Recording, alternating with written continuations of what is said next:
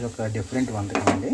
ఏంటంటే చాలామంది పిల్లలు మటన్ అనగానే మటన్ మాంసమా అంటారు.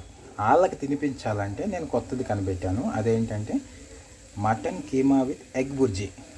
ఇప్పుడు నేను ఉల్లిపాయలు టమాటాలు అన్నీ రెడీ చేసేసుకున్నాను. నెక్స్ట్ మటన్ కలుపుతాను.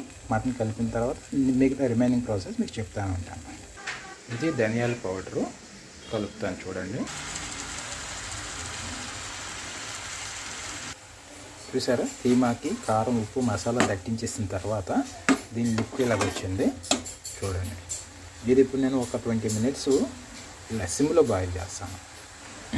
ఇందులో మటన్ ఏంటంటారు మటన్ మసాలా పౌడర్ వేసానండి. నెక్స్ట్ ఏంటంటే అల్లం వెల్లుల్లి పేస్టు కొద్దిగా చిక్కగా పలుచగా కాకుండా వెల్లుల్లి క్వాంటిటీ ఎక్కువ ఉన్నట్టుగా అల్లం క్వాంటిటీ తక్కువ ఉన్నట్టుగా నేను తయారు చేసి వేసాను. చూసారా,